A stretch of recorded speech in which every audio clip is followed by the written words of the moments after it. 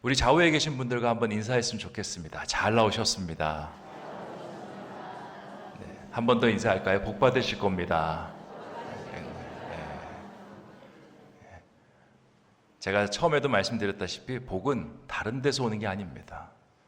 하나님의 그 손에서 오고요. 하나님께서 허락하신 이 교회에서 흘러나온 줄 믿습니다. 이제 신명기 28장의 복은요, 클라이막스를 향해서 달려갑니다. 오늘은 이제 머리의 복을 하나님께서 말씀을 하고 계십니다. 우리 읽었지만 13절 말씀을 다시 한번 읽어보도록 하겠습니다. 시작. 여호와께서 너를 머리가 되고 꼬리가 되지 않게 하시며 위에만 있고 아래에 있지 않게 하시리니 오직 너는 내가 오늘 내게 명령하는 내 하나님 여호와의 명령을 듣고 지켜 행하며. 아멘. 인터브랜드라는 그 기업의 가치를 평가하는 회사가 있습니다. 이 회사는 1974년에 설립된 회사인데요. 기업들, 글로벌 기업들의 가치를 수치화하여서 매년 이렇게 랭킹을 발표하는 그런 회사입니다. 이 기업에서 지난 20년간 세계 기업의 랭킹을 쭉 발표를 했는데요. 큰 변동이 있었습니다. 2003년에는 브랜드 1순위가 코카콜라였습니다. 그리고 2위가 마이크로소프트, 3위가 IBM, 4위가 인텔, 5위가 GE라고 불리는 미국 전기 발전 업체입니다. 그리고 10년이 훌쩍 지난 다음에 순위가 좀 바뀝니다. 1위는 애플이 되고요. 그리고 2위는 구글이 됩니다. 그리고 1위였던 코카콜라가 3위로 밀려나기 시작합니다. 그리고 4위는 IBM, 5위는 마이크로소프트가 됩니다. 그러면 지금 2023년 이쯤에 글로벌 기업의 순위는 어떻게 되었을까요? 1위가 애플이고요. 2위가 마이크로소프트, 3위가 갑자기 아마존이 들어옵니다. 그리고 4위가 구글, 5위가 우리나라를 대표하는 삼성이 이렇게 랭킹이 올라갔습니다. 이 삼성이 올라가니까 굉장히 마음이 뿌듯하지 않습니까? 제가 이렇게 인터브랜드의 글로벌 가치, 이 랭킹을 보면서 이런 생각이 들었습니다. 아무리 대단한 기업이라 할지라도 10년 이상, 20년 이상 정점이라는 자리에 이렇게 위치하기가 참 어렵구나. 항상 내가 정점이었지만 어느 순간 다른 기업이 그 자리를 쟁취하고 쟁취하면서 살아가는 것이 우리의 인생이 아닌가라는 생각을 합니다. 오늘 말씀에서 우리가 머리가 되게 하고 꼬리가 되지 않게 하며 위에만 있고 아래에 있지 않게 하겠다. 세상에서는 참 불가능한 일인 것 같습니다. 경제뿐만입니까? 정치는 어떻습니까? 정치도 순위가 매번 바뀝니다. 한 번은 보수 정권이 이제 정권을 잡았다가 한 번은 진보 진영이 정권을 잡습니다. 둘 다 오래 가지 않습니다. 5년, 10년 주기로 서로 권력을 주었다가 받았다가 그런 일들을 빈번하게 합니다. 스포츠는 또 어떻습니까? 우리나라가 태권도 종주국이지 않습니까? 예전에는 태권도 경기를 하면 메달을 다 휩쓸었습니다. 그런데 지금은 어떻습니까? 여러 나라들이 실력이 올라오고 이제는 메달도 따기가 쉽지가 않습니다. 그냥 종주국이란 이름만 남은 것이 지금의 모습입니다. 세상에서 항상 정점으로 머리로 살아간다는 것, 위에만 있고 아래에 있지 않다라는 것은 절대적으로 불가능한 일입니다. 그런데 오늘 말씀에서 하나님께서 우리에게 말씀하십니다. 내가 너희를 머리가 되고 꼬리가 되지 않게 하시며 위에만 있고 아래에 있지 않게 하시겠다라고 말씀하십니다. 이게 어떻게 가능한 것입니까? 오늘 주어가 있기 때문에 가능합니다. 주어가 뭡니까? 여호와께서. 하나님이 하시면 불가능한 일이 없다라는 것입니다. 하나님이 하시면 세상에서 안 된다라는 그 일도 이루어 가시는 분이 우리 하나님이시라는 겁니다. 그러면 하나님께서 어떻게 이 불가능한 일을 이루어 가실 수 있는 것일까요? 제가 이 말씀을 묵상하면서 방법이 하나 보이더라고요. 여러분, 세상에서 가장 위대하신 분, 세상에서 가장 정점이라고 이야기할 수는 있는 그 사람, 아니 그분이 누구일까요? 우리는 신앙을 갖고 있습니다. 모두가 하나님이다, 예수 그리스도라라고 말씀하지 않습니까? 그러면 우리가 예수 그리스도 그분 아래로 들어가면 어떻겠습니까? 우리가 세상의 가장 정점이라 부르시는 그 하나님 바로 밑에 껌딱지처럼 딱 들러붙으면 어떻겠습니까? 우리가 하나님과 우리의 관계 속에서는 하나님이 머리가 되시고 우리가 꼬리가 되지만, 하나님이 위에 있고 우리가 아래가 되지만, 세상 모든 민족의 관계 속에서 보면 우리는 어디에 있는 것입니까?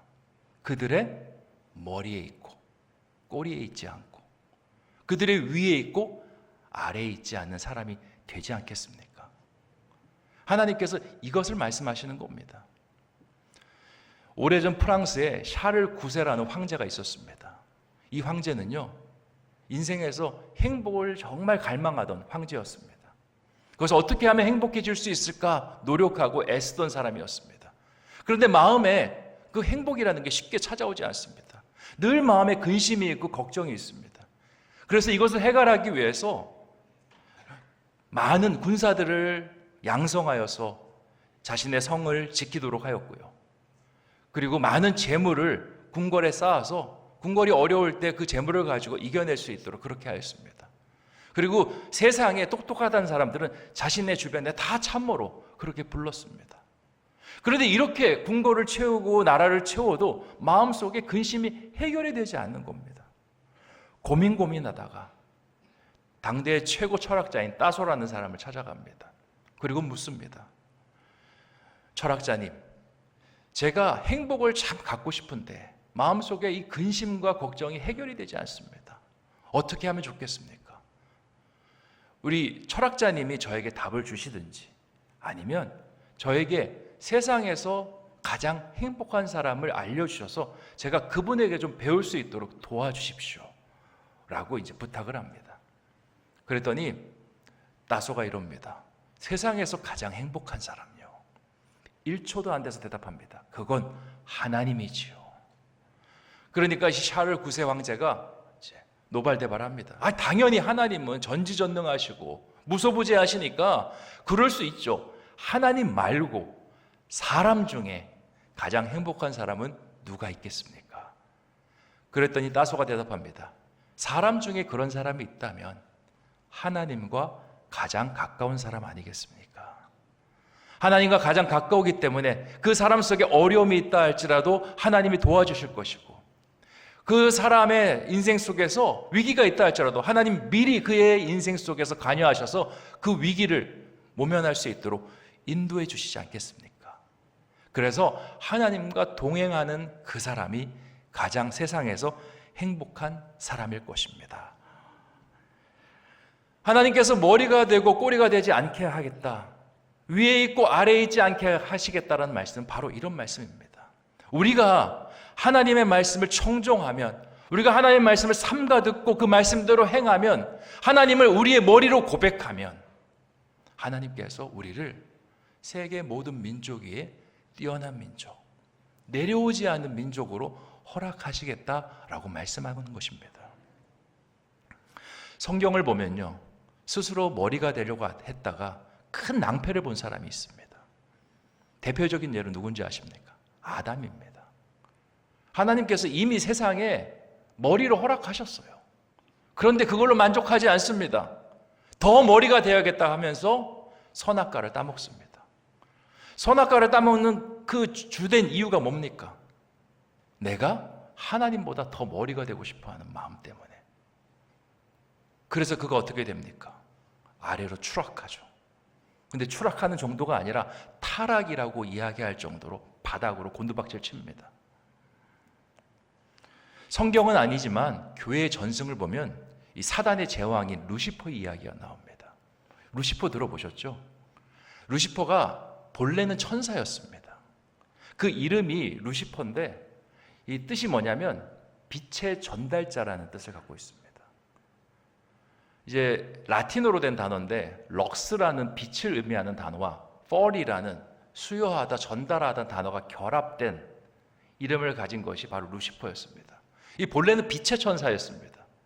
하나님께서 그에게 빛을 쥐어주시고 그 빛을 세계 속에 비추는 일을 하는 것이 그의 임무였습니다.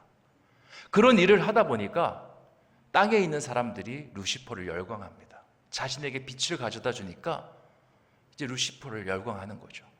근데 그 빛이 누구의 빛입니까? 본인의 빛입니까? 하나님의 빛입니까?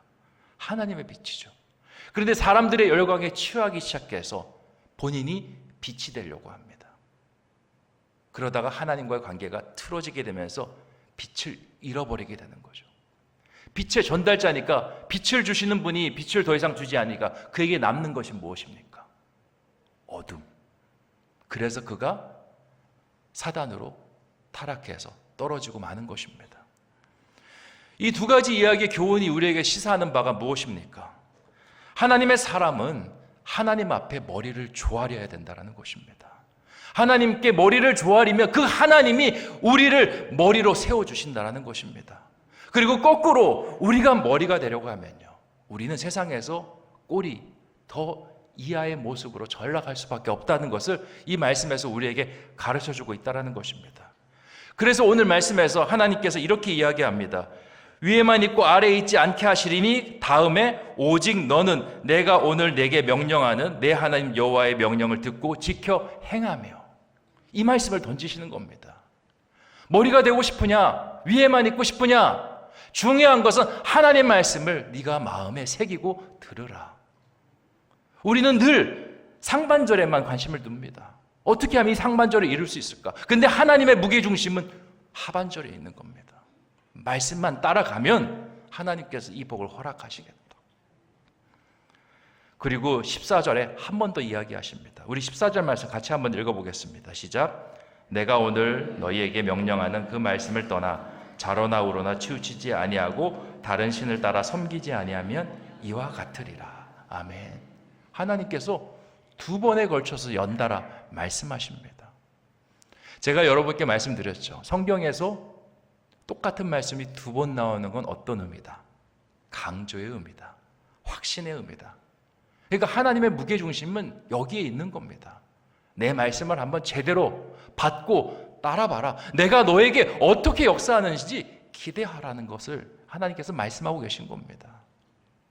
그럼 어떻게 하면 우리가 삶 속에서 하나님을 머리로 고백할 수 있을까요?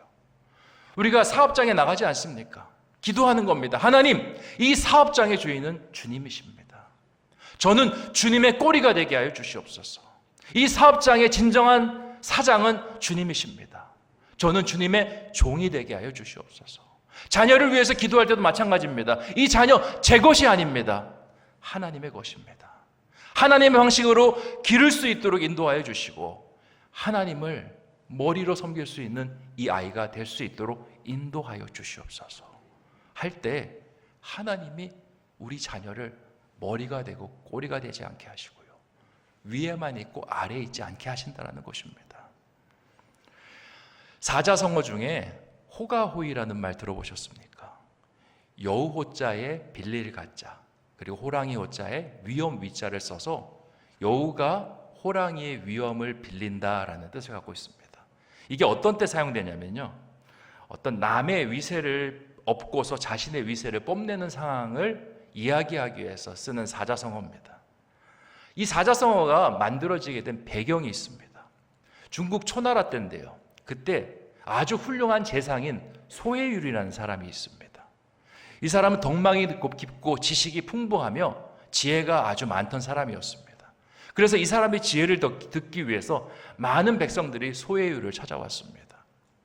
그런데 예나 지금이나 어떤 사람이 잘 된다 그러면요, 주변에 시기 질투하는 사람이 있습니다. 이 동료 신하들이 이 소해율한테 사람들이 몰리는 걸 보면서 시기 질투를 합니다. 그래서 어느 날 초나라 임금을 찾아가서 이 소해율에 대한 음해를 집어넣습니다. 초나라 임금이 이야기를 듣고 소해율을 부릅니다. 그리고는 소해율에게 하나하나 질문을 합니다.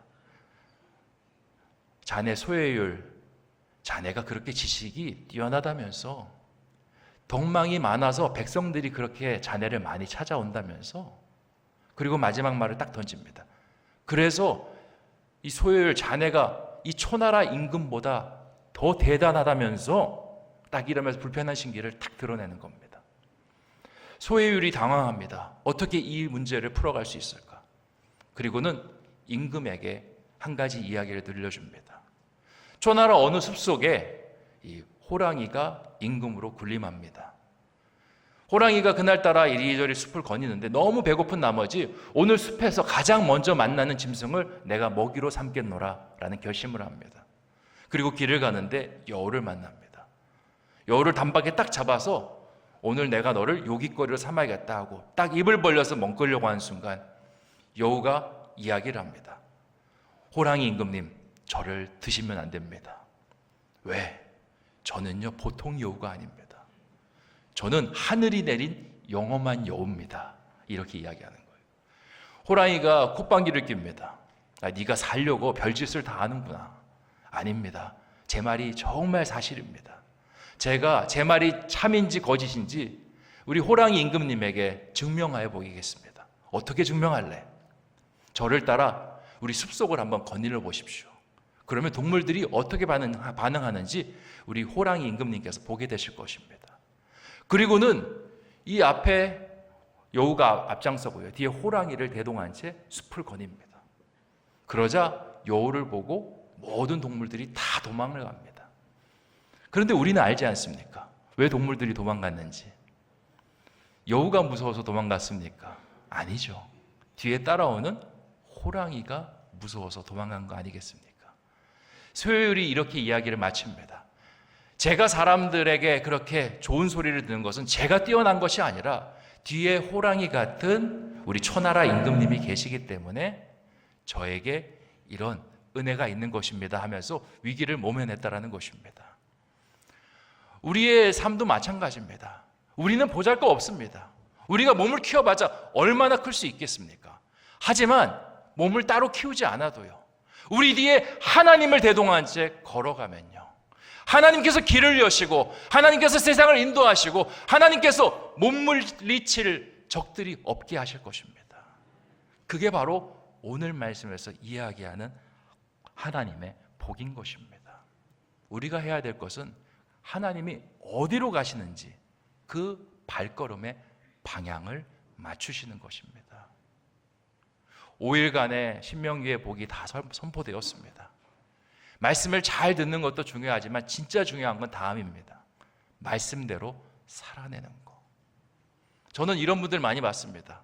제가 어떤 말씀을 전해서 변화가 일어난 것보다요, 목사님의 말씀을 붙잡고 제가 한 해 동안 기도했더니 하나님께서 말씀에 응답을 주셨습니다.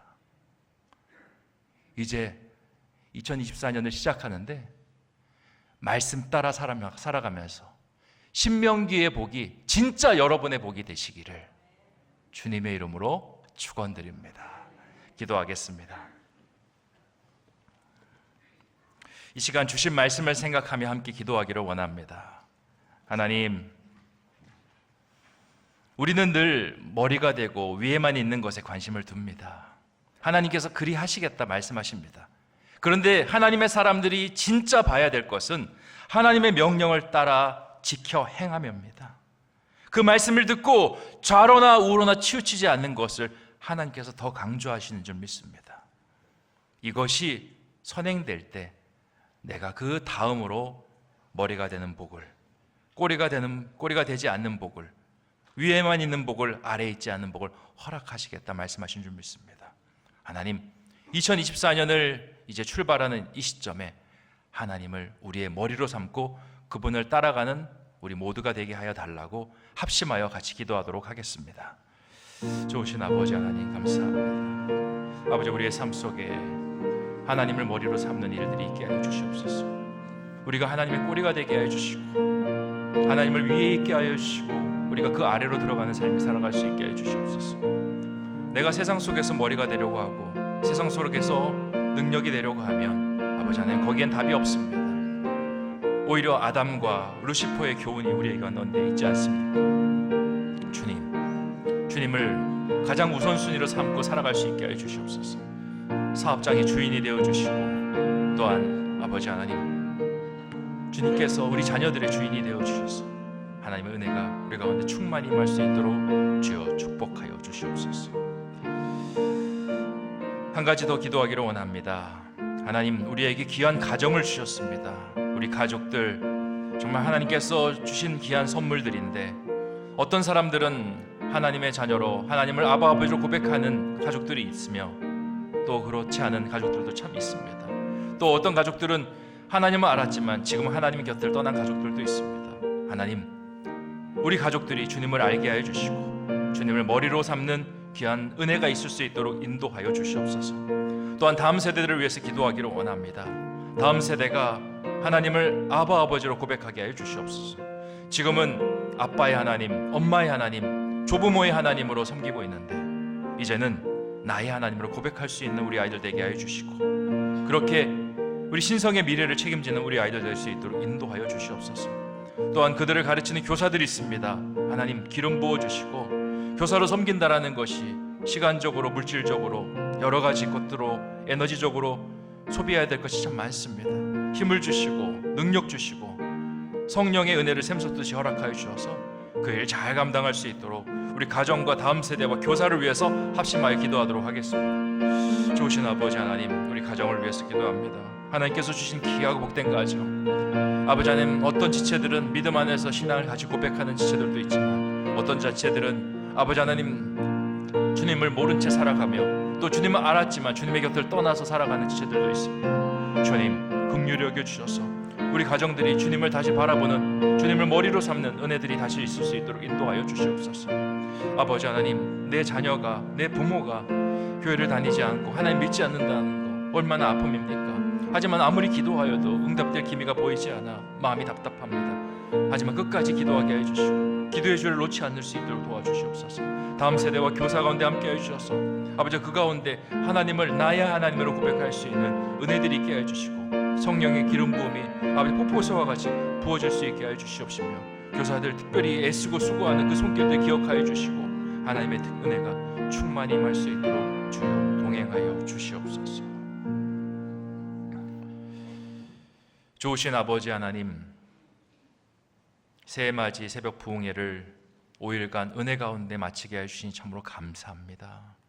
하나님께서 부족한 종을 통해서 하나님의 말씀을 선포하셨습니다. 우리 신성의 교우들이 그 말씀을 가지고 그리심산에 서게 하여 주시옵소서. 하나님의 은혜의 장중에 서게 하여 주시고, 그 말씀을 따라 주시는 하나님의 열매들, 축복들을 간증하는 삶을 살아갈 수 있도록 주여 인도하여 주시옵소서. 세상은 끊임없이 우리를 좌로 치우치게 하고 우로 치우치게 합니다.